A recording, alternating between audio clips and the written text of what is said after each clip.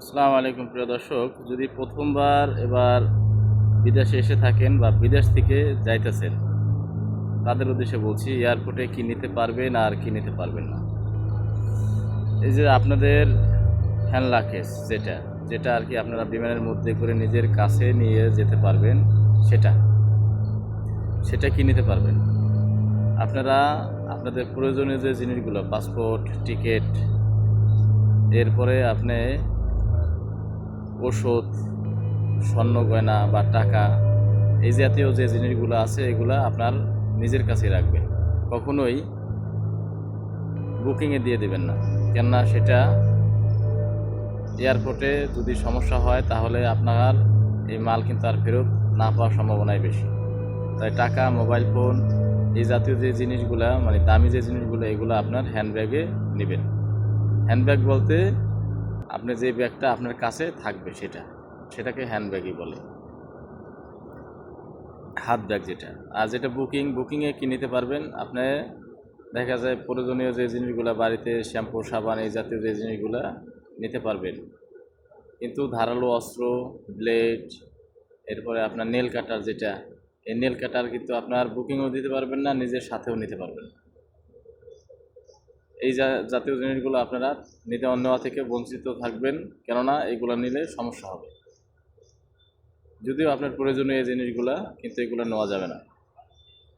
ভালো করে বুঝেন, আপনার নেল কাটার যেটা যেটা আমরা হাতের চারি কাটি, এক এক জেলায় এক এক রকম বলে। নেল কাটার কেউ বলে আঙ্গুলের চারি, ঠিক আছে না? এগুলা আপনারা নিতে পারবেন না, এটা হ্যান্ডব্যাগও না, বুকিংও না।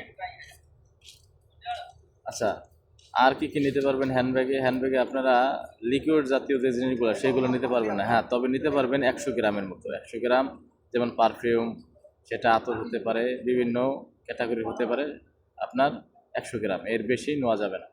নিলে কিন্তু আপনার চেকিংয়ে আটকে দিতে পারে। আর বুকিংয়ে সাধারণত আপনি মোটামুটি আপনার যেই বুকিং যে কয় কেজি পান, ওই কয় কেজিও যদি আপনি মোটামুটি শ্যাম্পু নিয়ে যান, সমস্যা নাই, সব নিতে পারবেন। বৈধ আর অবৈধ যেটা, এটা কিন্তু আমরা সকলেই বুঝি, কিন্তু আমরা কেউ মানি আর কেউ মানি না।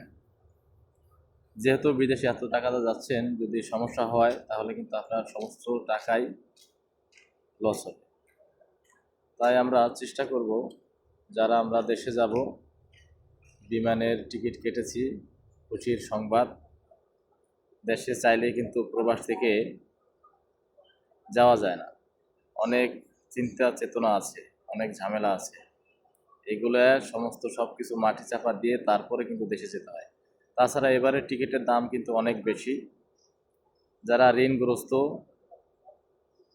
তারা যদি পারেন না যে এই বছরটা থাকার চেষ্টা করবেন, নেক্সট ইয়ারে যান, তাহলে কিছু ঋণ আপনার শেষ হয়ে যাবে, ভালো হবে।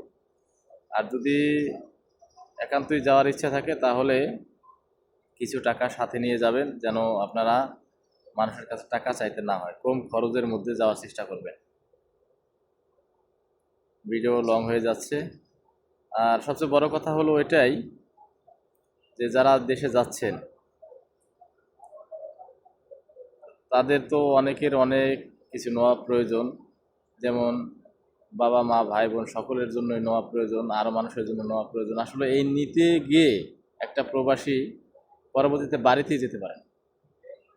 অনেকে স্ট্যাটাস করে জীবন শেষ করে ফেলে, যে আমি যাব, যদি কিছুই না নিতে পারি তাহলে আমার, এই যে আমি বিদেশে আসছি, মানুষ কি বলবে এই বলে সে 20 বছর যাবত বা 10 বছর যাবত এই প্রবাসে জীবন কাটিয়ে দিল। মানুষের চাহিদারও শেষ হয় না, আর তারও প্রবাস থেকে দেশে যাওয়া হয় না। তাই ভাই, সিম্পল লাইফের মধ্যে থাকেন, সিম্পল জীবনযাপন করেন, ভালো হবে। আমি বলি না আপনারা কেউ কারোর জন্য কিছু নেবেন না, না নেবেন, আপনার সাধ্যের মধ্যে। আপনি প্রতি বছর চেষ্টা করবেন বাড়িতে যাওয়ার জন্য, যদি ঋণগ্রস্ত না থাকেন প্রতি বছরই যাওয়ার চেষ্টা করবেন। ধন সম্পদ, টাকা পয়সা মানুষের জীবনে প্রয়োজন, তবে সব কিছুরই প্রয়োজন আছে। যদি ঋণগ্রস্ত না থাকেন, নতুন না হয়ে থাকেন, তাহলে বাড়িতে যান। আর যদি নতুন হয়ে থাকেন তাহলে একটা বছর ধৈর্য ধরলে, নেক্সট ইয়ারে যদি যান, তাহলে ঋণ যদি শেষ হয়ে যায় তাহলে তো আপনি দিব্যি এনজয় করতে পারবেন। তা না হলে তো আপনি দেশে গেলে দেখা যায় আবার আবার ঋণ করতে হবে। তাহলে আবার আর এক সমস্যা হবে। তাই বলবো স্থানকাল পাত্র ভেদে যখন যেই সিস্টেমে চলতে হয় সেটা চলা শিখুন। ভালো থাকবেন, দোয়া রাখবেন। আর যারা এয়ারপোর্টে নতুন যাচ্ছেন বা আসবেন বা পুরাতন যাচ্ছেন, যদি আপনার 7টা বাজে ফ্লাইট হয়, চেষ্টা করবেন 4 ঘন্টা আগে বা 5 ঘন্টা আগে এয়ারপোর্টে পৌঁছানোর জন্য। তা না হলে রাস্তা জ্যাম বা কোনো সমস্যা হলে ফ্লাইটে কিন্তু সমস্যা হতে পারে। ভালো থাকবেন, দোয়া রাখবেন। আল্লাহ হাফেজ।